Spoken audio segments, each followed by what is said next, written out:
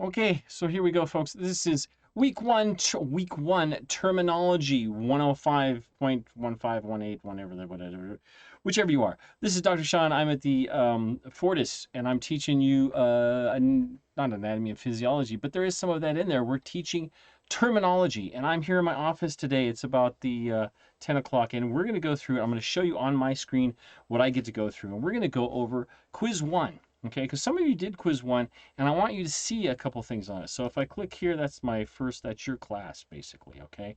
And I can look here, say quizzes. Let's go to quiz.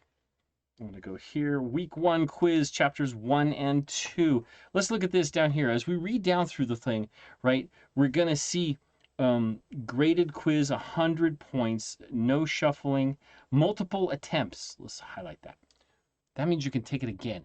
The highest score is the one that is taken. Okay, so this is good, and it's available starting due by the 9th, which is like Sunday, right, or Monday or something like that. It's Monday by Monday morning.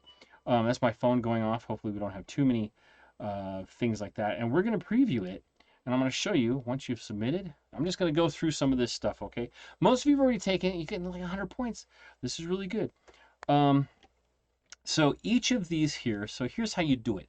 Once you open it, you put your little mark on this stuff, and then you go to the next one. Now, I'm going to be going through this too, so if you guys happen to have gone through it already, this is just a review for you, all right? Complete the 10 question, which covers chapters 1 and 2 from Mastering Healthcare Terminology. That's your book. Hopefully you're getting that. If not, you need to contact me on over here. Okay, see where this says inbox? Okay, over on the corner, like you look down, and I think over that way or something like that. Let me see. If we look, yeah, straight down, go straight down, like so there's bookshelf and then module, zoom, blah, blah, blah, blah, blah, blah, and then go to the, I guess that's screen left, and it's right here, okay, right there. There we go. Inbox. You click that, you contact me, and you say, hey, I can't get my book. I can't get the Skype, whatever it is, and I'll get that fixed for you. Okay, we'll figure it out. Week one sometimes has hiccups. It just happens. Remember also for the Zoom things, I do those kind of as we need more than anything because I have so many videos for you, and I continually make new videos like this one. So explain the term epidermis. Okay, would you expect the word part epi refers to a structure of the structure something to the dermis, basically. So dermis means skin. It's your hide, okay? So we have three parts to it. There's the epidermis, the dermis, and the hypodermis, or subcutaneous. Cutaneous is another word for the skin, okay? So say subcutaneous infection or something like that. It would be just infection under the skin. What's the other one? Intramuscular is inside the muscle, right? And then hypo means below, hypodermic. Epi always means on top. Like think of the epitome. We say it's spelled like epitome, E-P-I-T-O-M-E, epitome, the epitome. It means on top. You're the top of your game, right? Like you guys are in this class. So we're going to put that one in there above, okay? Because it doesn't fit anything else. If it was below, it'd be hypo. Okay, or sub, like a submarine goes under the water. Hypo, low, usually is what that means. Around is peri. Okay, so we have periosteum is a covering around the bone. Periodontal, around the teeth. Okay, within is endo. So endocrinology, really that word, because we're talking about glands, we're talking about internal timing, chronology. It's a very weird word. There's a lot of words that aren't direct, okay? So you got to remember that. And this is like a new language. It's like relearning some stuff in this language. It's really pretty cool. I mean, like I just learned today, I was looking at an ostracle, or it was a piece of tablet or clay or a piece of pottery that you would write someone's name on, and it would kick them out of the group, okay? So you were ostracized, is what that meant. Most medical terms are from which two languages? Now, I talked about this in my other videos, so I do other videos too, and you guys should be watching those ones. Hopefully you're getting the YouTube stuff. You got to poke around. They're not in a great order. I'm sorry about that. I'm working on getting that reorganized because it's a real pain in the tuchus.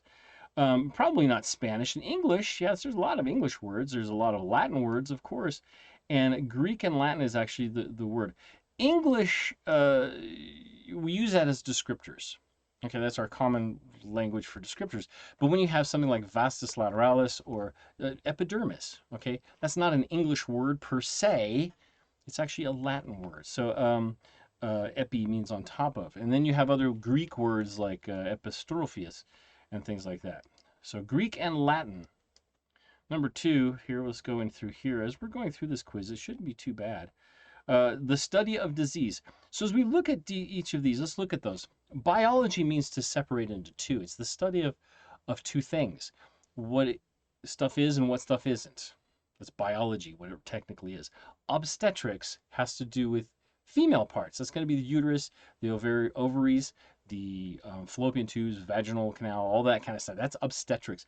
And has to do with the birthing of a baby. Okay, that's the whole process of that. Is an obstetrician is one who does that. Now, a gynecologist is one who just studies the parts, okay, and the functions of the parts. Neo means new. Okay, so you look at, like, if you're watching The Matrix and you see Neo, this is Mr. Smith, right? John Smith or whatever his name is. Neo means first or new. It means the new one. Okay, neonate. Neonate are people who are just born, right? Is a neonate. Okay, nate has to do with from in the water, really, is what it is. So the womb. Okay, neonatology is the study of new people, of little babies. Okay, and pathology, a pathos is the bad stuff. Okay, logos and pathos and things like that. Those are Latin terms, Greek or Latin, I can't remember. Anyway, so this one here, we're going to do pathology. Pathology is the study of bad things. Now you get to other things like rheumatology, which is a study of joints. Rheum means actually to flow. It's like liquid. So if you open up a joint, there's a liquid in there, okay, a synovial fluid, and that's the study of that. And you can also have like neurology, the study of nerves. You can have phrenology, which is a weird one. It's just studies of the bumps on your head to see what your personality traits are. It's not a real thing anymore. We also have astrology, studying the stars, and histology, studying that which we can see in a microscope, the histological pieces of cells and things like that. Oh, other ologies. You have cardiology, the study of the heart, etc., etc. Okay, so there's tons of those ones. The enlargement of the heart. So we know the heart, that's going to be cardio. So we use cardiology. You go to a cardiologist, he's going to look at your heart. He's going to do a cardioscopy probably, or some like cardioencephalogram, or not encephalogram, a cardiogram, okay, which is a gram or graph means to write down or to show. Okay, cardialgia. Algia means pain. So we can have cephalgia, we can have myalgia, which would be muscle pain. We can have, I guess you could say dermalgia would be skin pain, but that doesn't make, that's usually called a paresthesia and stuff like that. So algia is pain, and then cardi is heart. Okay, cardiopathy is a problem. Pathology, that's the root of that one. So we're looking at cardiopathy, a cardio heart problem. Okay, cardiorexis, Rexis. Gotta look. I'd have to look that one up real quick, but cardiorexis I think is difficulty, and then cardiomegaly is big. Okay, hang on. I gotta look that up because this is dumb. I should know this one. Rexis. Oh, rupture. Ooh, you don't want your heart to rupture. So you burst heart, cardiorexis. Okay, cardiomegaly. That's that big one. Oof. Compound wounds. Ew, that's terrible. Rexis. Phreno. Okay, we talked a little bit about this. A phreno, phrenic, like phrenic has to do with the nerve. There's a combining form, meaning has that to do with the diaphragm. Now, here's a weird part. So you look at this one, the diaphragm, this phrenic nerve. Okay, if we look that one up, phreno, the mind or diaphragm. Now, why mind? That's the weird part, right? Because we used to think that you hear the terms be inspired or to spirit, right? Spirit was the mind, is spiritus.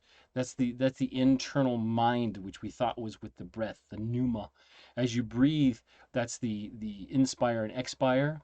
You see how those sound, right? You're inspired, you go, right? And you expire, you go, like that. So there you go. Those are those ones. It's the diaphragm or the mind. Now there's a nerve called the phrenic nerve, which branches off from the neck and goes to the diaphragm, which is a big muscle underneath here. That muscle helps you breathe. Okay, so your main breathing muscle is the diaphragm. Notice it's spelled diaphragm, okay, but it's diaphragm or mind. That's an interesting thing. So in way back, not now as much, but we're getting back to there. Way back, the mind and body were one, okay, and they work together. Now with the advent of like psychology and psychiatry and then anatomy and physics, they all separated and everybody thought they were different. And you can thank Rene Descartes about that. He's the guy who coined the phrase "I think therefore I am," and a bunch of other stuff. And that's a bunch of history cool things, which is really geeky and neat. I think there's a movie about it, and I'll have to send you guys a link. I think it's something about the Queen of Sweden or something like that. Combining form for the front. Okay, so we look at these. Oh, that's going to be antero. Okay, arthro has to do with atrio is compartment, and then arthro is joint. Okay, and then antero, and then postero, anterior, posterior, lateral, medial. Okay, as we go towards. Now, proximal, we talk about my finger. This is distal, further away. Even if I hold it like this, this is distal. That's distal. That's distal. This is proximal to this. This knuckle is proximal to this, the end of my finger. Even if I hold it this way, it doesn't matter. There's a whole set of videos on that one. Don't forget to do that, okay? That's number 6. Number 7, here we go. 1 and 2, okay. The patient with a disorderly adipose tissue. Adipose, fat is what that is. Problem with which type of tissue? Not epithelial, epithelial. Thelium means covering, the upper covering. That's the skin, okay? Epithelial and cutaneous is the skin. Connective tissue has to do with what holds everything together. Blood actually is a connective tissue. That's one of those weird ones. Muscular has to do with muscles, and nervous. Okay, nervous has to do only with nerves. So, whoa, adipose, where would that fit?